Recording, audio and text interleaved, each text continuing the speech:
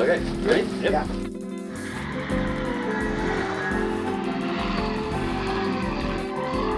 When people ask me, hey, what's your favorite ice sculpture? I would say it's my next one, because it's a challenge. It's something that we're going to be designing for the first time. That's really fun to me.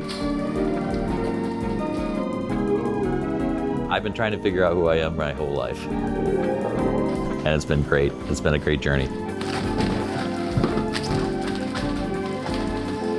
When I first started out in my career, I was a chef and a cook and learned how to do all that. And I once found a gentleman that was doing ice sculpting at the place I worked at and was fascinated immediately. So I would hang out with him every day and clean his tools and did everything as an apprentice. And then that's how I gradually got in. And that's how most people started.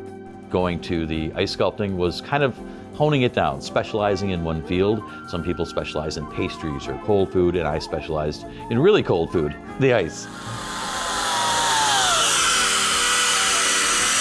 Ice sculpting has been something that has given us the freedom to express ourselves, to highlight, to show up at a party and create a centerpiece and have people come up to us.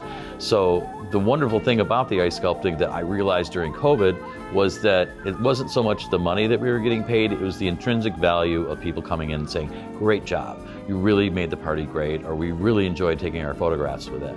So to me, it's more about the expression and what we can do for people. And so when people say, what do you do here? We try to create fun.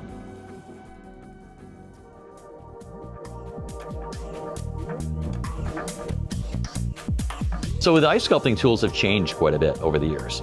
We started out with chisels, heavy chisels that were from Japan. The steel itself is multiple folded. It's the same steel they use for samurai swords. But then back in the late 80s, there's a gentleman that introduced die grinders, power tools, really changed the game. We were able to sand and smooth and do undercuts that we've never been able to do with a chisel. You can't get a chisel in underneath, but you can get this little sander on a stick in there and clean it right up.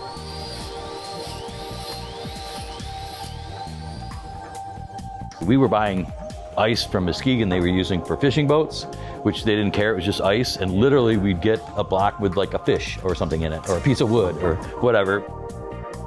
So we started manufacturing our own, and we've done that ever since. So much more control over the quality of the ice itself. As much time and effort and energy we put into making a good sculpture, we want to make sure that the product we start with is amazing. So when we start off with a block of ice, we already have that vision in our head of what it's going to be. We've mapped it all out. And I think the story is the sculpture's always there, you're just removing what doesn't belong. And what's neat about that is it's clear, it's a clear block. So I literally now, when I look at it, I can see it, I can visualize it being in there, and I am just removing the excess around. My number one most proud piece was a Ferris wheel that we did. We did a double Ferris wheel that actually rotated.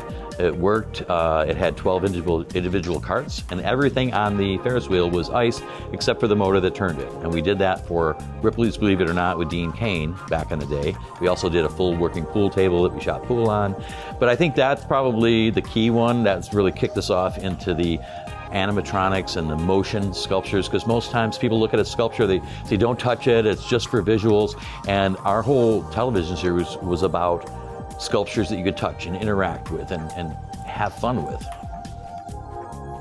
So our studio now has been a labor of love. Over the last 3 years, we bought this building, we've stripped it out, and we've built it to be much more functional for ourselves, but also an art studio. So we have murals and things all over the walls.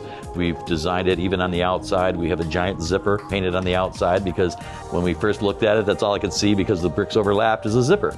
So we've really made this kind of a fun, interactive place with art throughout. So wherever you walk, you'll see some art. Not just the ice, but paintings, murals, and sculptures. The whole team has come together, and it's been a really exciting time to see everybody being cohesive. It's a family unit, and that's really what I want. I want to have a successful business, but I also, coming up as a chef and going through that situation, anyone who's been a chef over the years realizes how hard that is.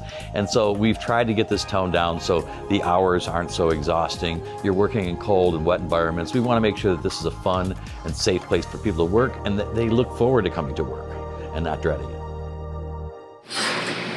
Iced coffee. West Michigan has actually been the key to our success. When we first started out, we really had to work hard because ice sculpting wasn't something that was done in Grand Rapids. There was no other businesses, there was no people that were looking for ice sculpture. So we had to start from ground up and talk people into buying frozen water. And I think the people in West Michigan are much more discerning. They have higher standards. So because of the standards we had to live up to in West Michigan, it made us much more competitive in the Detroit market and nationwide, because the quality that West Michigan deserves is something that wasn't being produced in the other cities. So the future of ice sculpting, I think, is really going more into interactive and playfulness and really fitting the need of the occasion. So I think the future of ice sculpting really is going to be determined by the next artists that are coming down the pike, and we're hoping that that will continue to evolve. It's been a revolution in the last 10 years, going from little chisels and things like that to full computerized CNC sculpting, and now we're doing a lot more with lighting, LEDs, projection imagery in the ice, and just kind of pushing that limit a little farther.